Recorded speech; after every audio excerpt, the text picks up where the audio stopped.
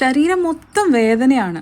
രാവിലെ എണീക്കുമ്പോൾ കൈയും കാലും മുതുകും നടുവും ഒക്കെ വേദനയാണ്. എന്നാൽ എനിക്കത്ര വലിയ പ്രായമായിട്ടില്ല. പക്ഷേ എന്തുകൊണ്ടാണ് ഈ വേദന വരുന്നത്? പ്രധാനമായിട്ടുള്ള കാര്യം എന്താണെന്നറിയോ? വയസ്സായ അമ്മമ്മമാർക്ക് പോലും ഇല്ലാത്ത അത്രയും വേദനയാണ് എനിക്ക് ശരീരത്തിലുള്ളത്. എന്താണ് എൻ്റെ പ്രശ്നം? വൈറ്റമിൻ ഡിയുടെ കുറവാണ് എന്ന് പറഞ്ഞിട്ട് വൈറ്റമിൻ ഡി ടാബ്ലറ്റൊക്കെ ഞാൻ കഴിക്കുന്നുണ്ട്. എന്നിട്ടും എൻ്റെ ഈ ശരീരവേദന ഒന്നും കുറയുന്നില്ല ഡോക്ടറെ. എന്തായിരിക്കും പ്രശ്നം? ഇത് കോമൺ ആയിട്ട് ഒ പിയിൽ ഞാൻ പ്രത്യേകിച്ച് സ്ത്രീകളിൽ കേൾക്കുന്ന ഒരു കംപ്ലൈൻ്റാണ് കേട്ടോ. പുരുഷന്മാരിലും ഉണ്ട്.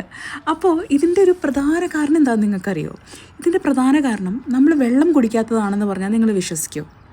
ശരിക്കും നമ്മുടെ ബോഡി ഡീഹൈഡ്രേറ്റഡ് ആയിട്ടിരിക്കുന്ന സമയത്ത്, അതായത് നമ്മൾ ആവശ്യത്തിന് വെള്ളം കുടിക്കാതെ ആവുമ്പോൾ നമ്മുടെ ശരീരത്തിനുള്ളിൽ ടോക്സിൻസ് ഒക്കെ ഉണ്ടാവും. നിങ്ങൾക്കറിയാമല്ലോ, ശുദ്ധീകരണമൊക്കെ നടക്കുമല്ലോ. അപ്പോൾ ഈ ടോക്സിൻസ് എന്ത് ചെയ്യും? കുന്നുകൂടി കിടക്കും. ഈ ടോക്സിൻസിന് പുറത്ത് പോകണമെങ്കിൽ എങ്ങനെയാണ്? സ്വെറ്റ് വഴി, യൂറിൻ വഴി നമ്മുടെ ശരീരത്തിൽ നിന്ന് ജലാംശം പുറത്ത് പോകണമല്ലോ. വെള്ളം കുടിക്കാതെ ആകുമ്പോൾ, ബോഡി ഡീഹൈഡ്രേറ്റ് ആകുമ്പോൾ ഈ ടോക്സിൻസ് ഒന്നും പുറത്തേക്ക് പോവില്ല.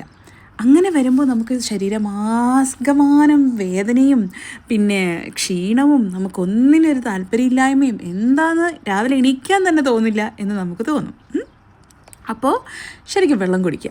വെള്ളം മാത്രം കുടിച്ചുകൊണ്ട് ഇതൊക്കെ റെഡി ആവുമെന്ന് ഞാൻ പറയുന്നില്ല. അതിനോടൊപ്പം തന്നെ നിങ്ങൾ കുറച്ച് സ്ട്രെച്ചസ് ഒക്കെ ചെയ്യുക.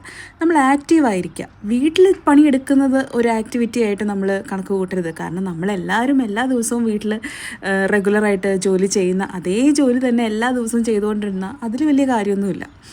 പിന്നെ എന്താ ചെയ്യേണ്ടത്? കുറച്ച് സ്ട്രെച്ചസ്, വലിയ ആസനങ്ങളോ യോഗാസന മുറകളോ ഒന്നും ചെയ്യണമെന്നല്ല ഞാൻ പറയുന്നത്. നമ്മളാൽ കഴിയുന്ന വളരെ ചെറിയ സ്ട്രെച്ചസ് ചെയ്യുക, മസിൽ സ്ട്രെച്ചസ്. അല്ലെങ്കിൽ ചുമ്മാ ഒരു 30 മിനിറ്റ് 40 മിനിറ്റ് ദിവസം ഒന്ന് നടക്കുക. നല്ല കൈയെല്ലാം വീശി മസിലൊക്കെ ഒന്ന് സ്ട്രെച്ച് ആവുന്ന പോലെ നടക്കുക. അല്ലെങ്കിൽ മൈൽഡായിട്ട് ഓടാനൊക്കെ കഴിയുന്നവരാണെങ്കിൽ അതൊന്നും വേണ്ട, ജസ്റ്റ് ഒന്ന് നമുക്ക് ചെയ്യാൻ പറ്റുന്ന ഒരു വ്യായാമങ്ങൾ ചെയ്യുക. നന്നായി വെള്ളം കുടിക്കുക. ഇപ്പോൾ പ്രത്യേകിച്ച് വേനൽക്കാലമാണ്, ശരിക്കും വെള്ളം കുടിക്കണം. ബോഡിക്ക് വെള്ളം അത്രയും ആവശ്യമാണ്.